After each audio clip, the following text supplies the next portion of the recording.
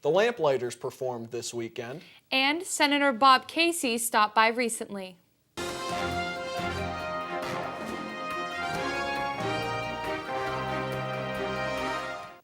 Welcome to Channel 14 News. I'm Mitch Montani. And I'm Emma Hurley. WCTV's Emily Bennett saw newly elected Senator Bob Casey when he stopped by Greene County. We need to get out and get our folks out there and vote for the people that help us day in and day out. So, Senator Casey, you're that man, and thank you so much. Over the weekend, Senator Bob Casey came to Greene County to meet with Democrats and win over the typically Republican county. Last night, Casey beat his opponent, Lou Barletta, but last week he promised he was not going to quit until the polls closed. This is going to be a good election day as long as we keep working to the very last minute. So I'm going to slow down at like 7:59 and a half, but I'm not going to stop until it's 8:01, right? In his campaign, Senator Casey has focused most on health care. He has been fighting against many plans that Republicans have made and has been protecting the Affordable Care Act. This is a community where it's a region in a specific county where jobs and wages are central to the debates here on policy. I'm going to continue to fight to make sure that every one of those people maintain their health care, and the rest of the folks in Greene County that have protections for pre-existing conditions, and that's a lot of people, that those folks still have that protection no matter what. Senator Casey secured his win last night, winning by double digits. This is the senator's third term. He said in this term he is ready to fight for health care as that's the biggest issue in this nation. But if they want to keep fighting about health care and taking away those protections, sign me up for that fight. I'm ready.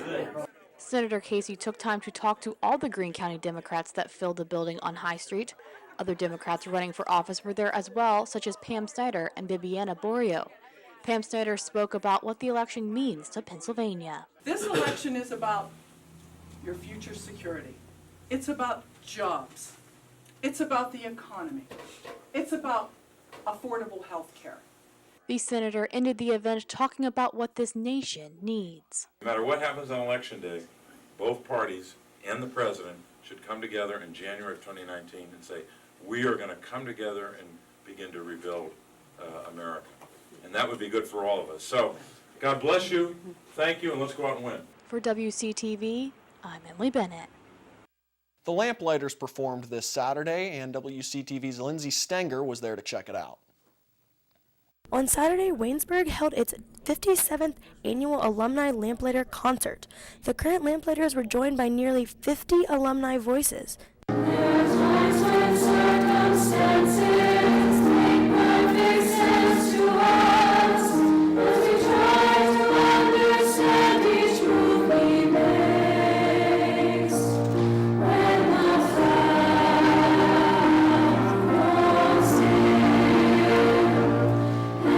The concert highlighted the best of the Lamplighters over the past years, as well as honored the memory of the Lamplighters founder, James Fuzzy Randolph.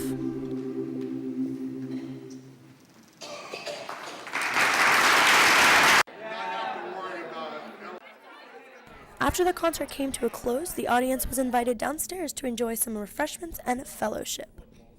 Graduated in 1976 and was a member of the Lamplighters all 4 years I was here at Waynesburg. It was truly one of the most worthwhile experiences I feel that I had as part of my college career. I've always enjoyed coming back and singing with Lamplighters whenever we've had the opportunity over the years, and this was just a great opportunity to do that again. I'm Lindsay Stinger for WCTV. Channel 14's Sam Hickson went to see comedian Justin Ruffle this weekend. The students of Waynesburg turned on their laugh boxes and their dinner bells to enjoy a comedy and wing night with Justin Ruffle. For 2 years, I went 0-19. I didn't score a single point. I am the reason 4 people in Washington have pin records. You understand? That's how bad I am. I had a coach who sounded like Arnold Schwarzenegger, and he'd be like, Justin, listen to me. You're horrible. I would kick you off the team, but without having anybody in your size and your weight. Ruffle, an award-winning voice impressionist and stand-up comic, found himself at the Beehive last Friday entertaining students while they enjoyed the wings provided. Ruffle was quite the hit and left Greene County with several more fans. For WCTV News, I'm Sam Hickson reporting.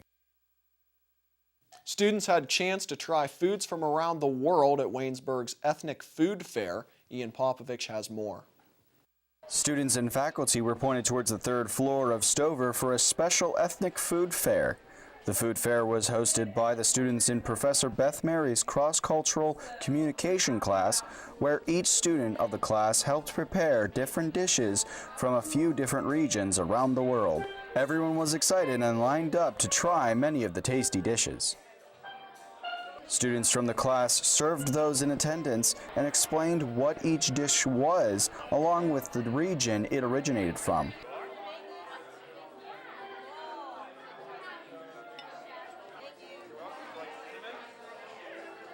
There were many in attendance, and students enjoyed eating with friends while also listening to some ethnic music to keep the mood feeling lighthearted and relaxing. The food was good, the atmosphere was fitting, and students were happy to have crafted dinner made with the purpose of trying new things.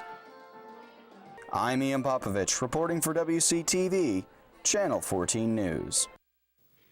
Waynesburg proved how talented its students are at the Willison Hall Talent Show. Matthew Mansfield was there to see it.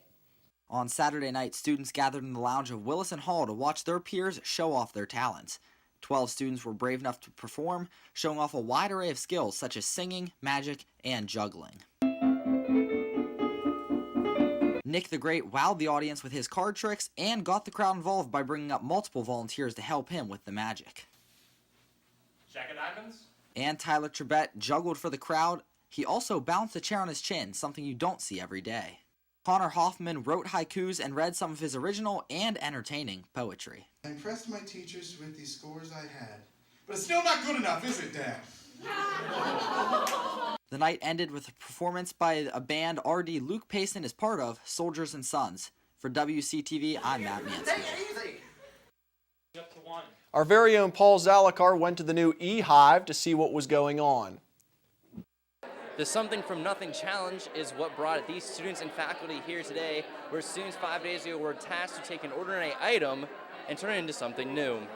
What we did was on Monday, we revealed the item, which is a roll of duct tape, and challenged the campus to create value from it. That value is defined as either artistic, monetary, social, or any other type of value that the team saw in their product. As for how they went about creating it, they're allowed to combine other materials with the duct tape, but the duct tape had to play a prominent role. Creating the item was half of the battle, as students had to showcase their item to faculty and staff to receive a vote to figure out who was the winner of the Something from Nothing Challenge. Any student or member of the campus community that would like to will come by and get a ticket. They'll walk around, pick their favorite one, and vote with the ticket. But we also have some judges from the community. Our county commissioners are here to help us select the winners. So it's not going to be totally a popularity contest. Lots of voters flooded the third floor of Stover, checking out their fellow students' products, where it ranged from footwear to handbags to chain links and even jackets, all aspiring to be the winner. The winner of today's event, every member of the team will win $100. We're also offering a second prize where every team member will get $50 and a third prize where every team member will get $25.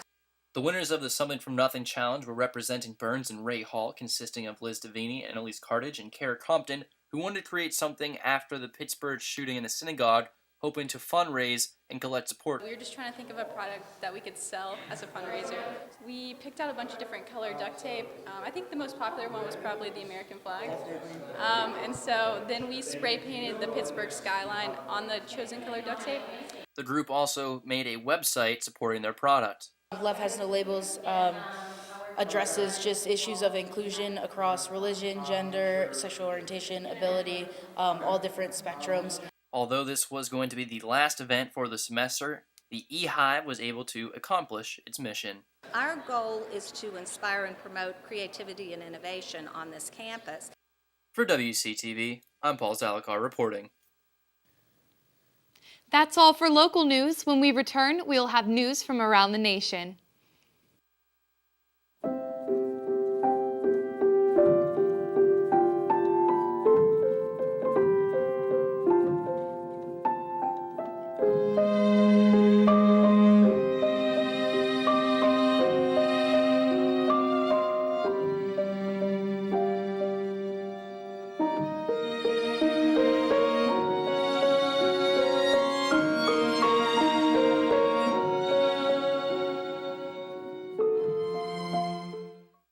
Right now in Waynesburg, it's 51 degrees outside. It's going to get colder. I'll tell you by how much later on in my 5-day weather forecast. Back in 7th grade, a kid from England used to drop books on my head. When I was little, a kid used to lock me in the closet for hours. Back in middle school, I got made fun of for my weight. I used to get bullied in elementary school because of my height. Back when I was in high school, I used to, push kids into lockers, make them buy me chips, stuff like that, but I've regretted it ever since.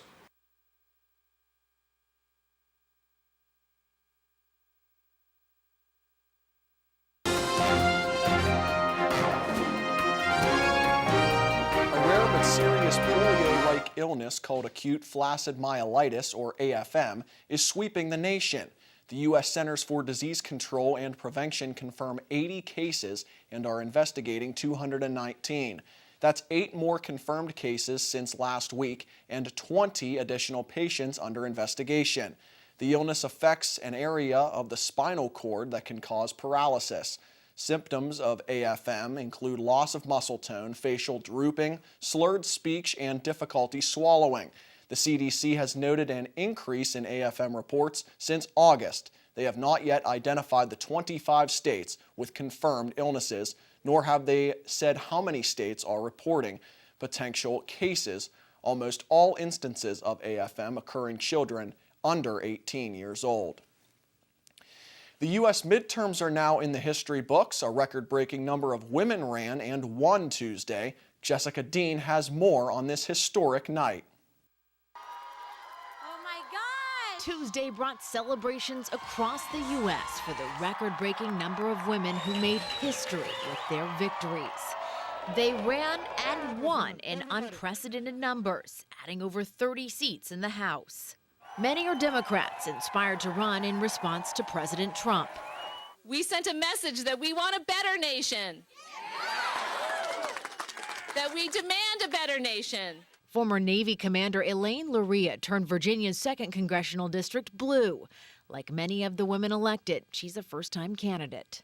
We've spent 2 years waiting for someone to stand up to the partisanship and the division in Washington. 29-year-old New York Democrat and self-described socialist Alexandria Ocasio-Cortez will be the youngest woman ever elected to Congress. All our actions, no matter how small or how large, are powerful, worthwhile, and capable of lasting change. Diversity extended beyond their gender. Assalamu alaikum. 2018 also saw the first Muslim women elected to serve in the House. Democrats Rashida Tlaib of Michigan and Ilhan Omar of Minnesota. The first women to wear a hijab to represent us in Congress. Democrat Sharice Davids from Kansas and Deb Haaland of New Mexico earned their place in history, becoming the first Native American women in Congress. I think representation is important. I think diversity is important. Every voice deserves a seat at the table. Democrats made it a priority to get more women to that table in 2018, but Republican women made their mark Tuesday night, too. Republican Congresswoman Marsha Blackburn supports President Trump, who returned the favor, stumping for her multiple times. Blackburn will become the first female senator from Tennessee. Now you don't have to worry if you're going to call me Congressman or Congresswoman or Congress lady. Now, Senator will do. Republican Congresswoman Kristi Noem will now answer to governor, becoming the first woman in South Dakota to do so.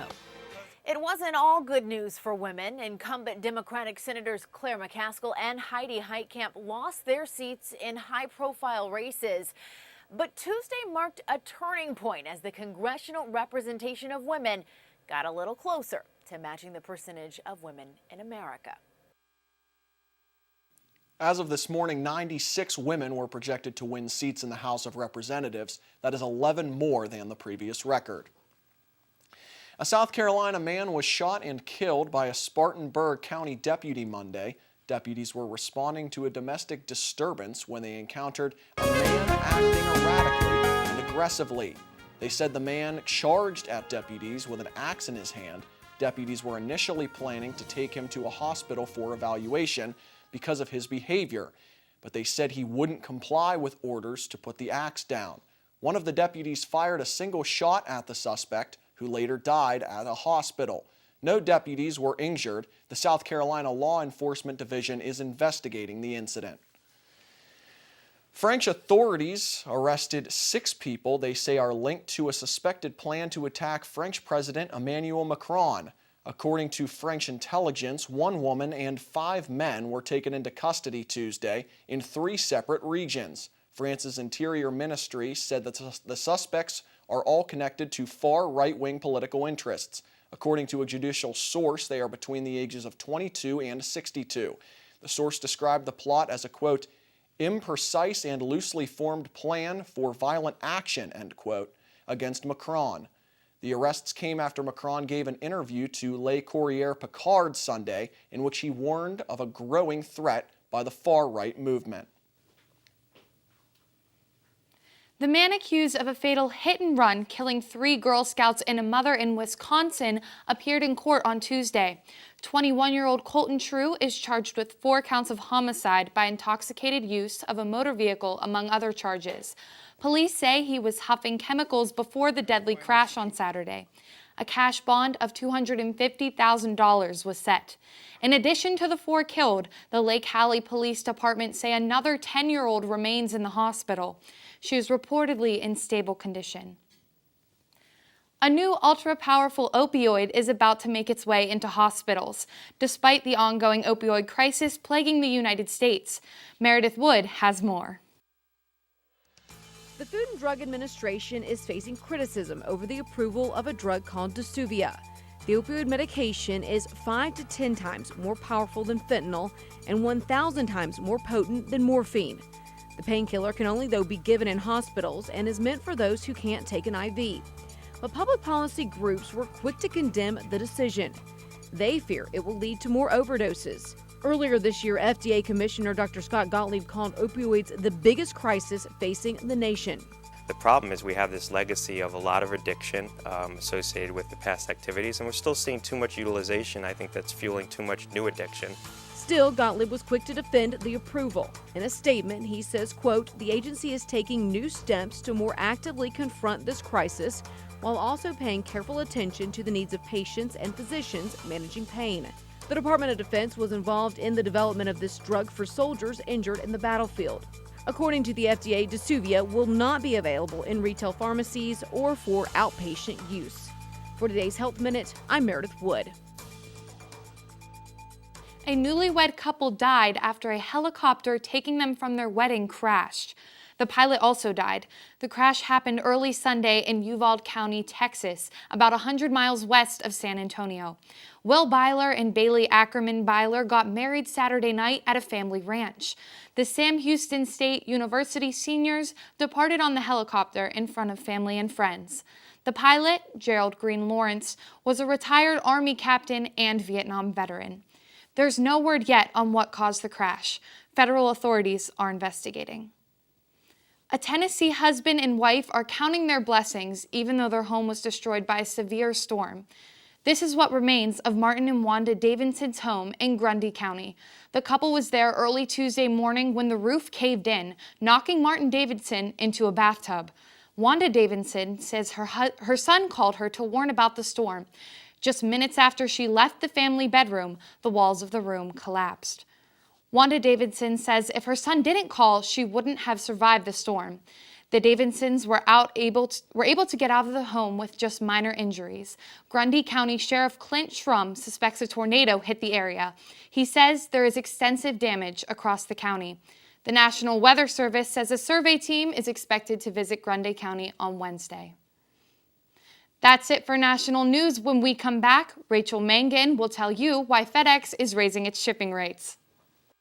You're watching The Buzz, your place for all things Waynesburg. I'm Lindsay Stinger, your campus news host. My name is Brian Bauer. I'm Andrew Sloboda, your entertainment host. My name is Corey Tertinick, and I'm here with this week's entertainment news.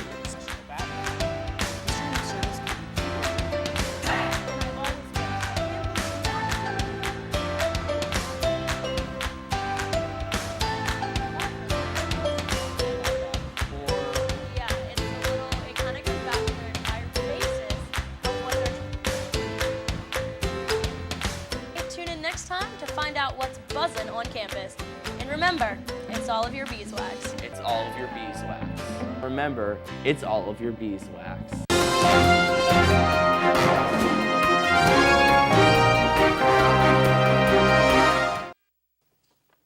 Hello, I'm Rachel Mangan with your Business and Entertainment Report. Today's entertainment news features an old rocker and tales from the Old West with an Oscar-winning actress thrown in. David Daniel has details in the Hollywood Minute.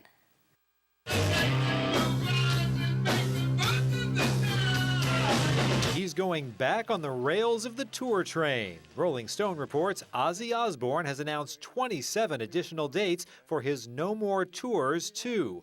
The Prince of Darkness was forced to postpone several dates recently due to a staph infection on his hand. Casting news, Allison Janney teams with J.J. Abrams. The Hollywood Reporter says the Academy Award-winning actress will star in the dramatic thriller Lou, being made by Abrams' Bad Robot production company. Things have a way of escalating out here in the West. Here's your latest look at The Ballad of Buster Scruggs. The latest movie from the Coen brothers is an anthology set in the Old West and told in 6 parts. The film rides into theaters for a limited run November 8th before streaming on Netflix beginning November 16th. In Hollywood, I'm David Daniel. 2 Hollywood stars are taking their custody battle to court. Angelina Jolie and Brad Pitt called it quits in 2016 after 2 years of marriage. Now they're fighting over the custody arrangement of their children. The two share 6 children ages 10 to 17. Jolie has sought sole custody, but Pitt wants joint custody. The trial is set to begin December 4th. FedEx rates are going up again. The Memphis-based company announced it will raise rates in January. Prices will increase by an average of 4.9%. It matches the increase FedEx put in place at the start of this year. More online shopping has added to the number of packages shipped, but that's not the only factor. Higher fuel prices and a shortage in truck drivers has also impacted costs. Actor Michael Douglas has joined the Hollywood Walk of Fame. His star was unveiled in a ceremony Tuesday. Douglas was accompanied by his 101-year-old father Kirk, who received his own star in 1960, just a few feet away. Former co-star Jane Fonda was also at the ceremony as a guest speaker. Douglas is a double Academy Award winner and is known for his involvement in popular films including Wall Street in 1987 and Fatal Attraction, also in 1987. He's celebrating his 50th anniversary in the entertainment business. Tiny homes are seen as an appealing solution to the nation's affordable housing crisis. They're already popular in big cities, but demand for the small dwellings is getting bigger everywhere. In today's Consumer Watch, Melissa Rainey has a closer look at what's driving up the interest. When it comes to housing, living small is big. Demand for tiny homes is getting bigger, with more than half of U.S. adults saying they would consider downsizing. That's according to a recent poll released by the National Association of Home Builders. A majority said they're at least willing to consider moving from a full-size home to one that's a mere 600 square feet. So what's driving up interest in living in less space? Builders of tiny homes say small dwellings allow you to have a smaller mortgage, save money, and use that cash to upgrade your living. However, not all generations feel the same way. While more than half of millennials and Gen Xers are open to the idea, the feeling is shared by only 45% of baby boomers and 29% of seniors. Potential interest doesn't only depend on age, but also location. Building codes and zoning laws in some cities make large-scale sales of the tiny homes harder. And if a home is on wheels, buyers may struggle to secure traditional financing. But changes are on the horizon. According to the National Association of Home Builders, a newly updated building code relaxes certain requirements for tiny homes, like the ceiling height and staircase specifications. For today's Consumer Watch, I'm Melissa Rainey. That's all for business and entertainment. Up next, Antonio Palulo will give us the full rundown of Waynesburg sports. You don't know what's going to happen with the hurricane. You cannot predict its path. And he didn't clearly understand what his job was there to do. And that's sad because he's just a statistic now. Total lunacy. It's an alarming statistic. That ended up winning the National League to face the Red Sox in the World Series. But clearly he didn't understand the context of the speech. If you haven't heard me talk about this yet, I'm sorry.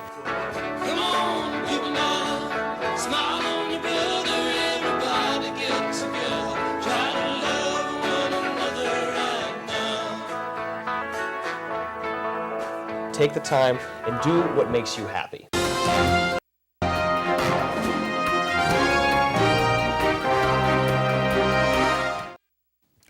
It was a crushing defeat for the Jackets this past Saturday, 41-17 loss against number 19 Case Western. Now the Jackets have to win next week to stay above 500 on the season. Taking a look at the loss, the Jackets played a strong first half, only allowing this field goal to start the game in the first quarter. Then this great end zone catch for a touchdown secured a 10-3 lead for Case Western. Jags were able to pin Case Western inside the 1-yard line after this punt. Then a fumble set the Jackets up inside the 5. The Jackets then scored on a 1-yard touchdown run from none other than number 42, the big man, Zach Ballman, to make the game 10-10. But it was all over as Drew Sexton got the ball back with a 9-yard touchdown pass to put Case Western up 17-10. Two quick second-half scores pretty much meant the end of this one for the Jackets. A 26-yard touchdown pass from the star freshman, Sexton, and then a 51-yard catch and run for a touchdown. Pretty much put the game away for the Jackets. Some leaders for the Jackets. Tyler Perrone had 205 yards and 1 touchdown. Chad Walker led the Jackets with rushing on 66 yards. And Nick Moretti had 6 catches for 108 yards. The Jackets play number 17 ranked Washington and Jefferson at home for their senior game this week. I'll take the Jackets by 4 points. The national champion Jake Evans was back in action this weekend in the Clarion Open. Evans, the 285 Division III national champion, finished third at the meet with mostly Division I wrestlers. Evans went 5-1 in total, losing to only Pitt University's Dimitri Thomas, who's coached by none other than Drew Headley, Ron Headley's son, who's an assistant coach for Pitt Wrestling. Ken Burns, who has had a pretty successful day there too, going 2-2 in the 197 weight class and falling 1 match short of the consolation round. The rest of the wrestling team took place in the orange and black wrestle-off. Black was the winner by a score of 19-9. A couple key standouts were 174 weight class Caleb Baxter, who battled injuries all of last year, and the 2 freshman Dylan Williams, who transferred from University of Pitt Johnstown, and freshman Dylan Winters. Both impressed Headley in the first match, according to him. For the first time, the wrestling team will be at Washington Jefferson for their first PEC match of the season this weekend. The men and women's cross country will be looking to run their season a little longer this weekend at the Mid-East Regional. The women finished first in the PAC 2 weekends ago, while the men finished 6th. Last year at the Mid-East Regional, the women placed 7th out of 49 teams. Tegan Simonton is the only runner who finished in the top 60 last year who will be returning for the women. After this is nationals for the cross-country team. After volleyball season wrapped up the past 2 weeks, they've been rewarded with some honors for their play over the season. Cassidy Geiser and Jordan Wiley were honored as honorable mention players of the year. The 2 seniors helped the Jackets earn their best record since 2015. That's all for sports. When We return. Sam Hickson will give you your weather forecast. Welcome into another edition of Jacket Sports Weekly. The homecoming game against Carnegie Mellon. And finally, Hugh, we're starting to see this offense put together some drives and really... We kind of saw the offense just compile together and have a great showing. Chad Walker.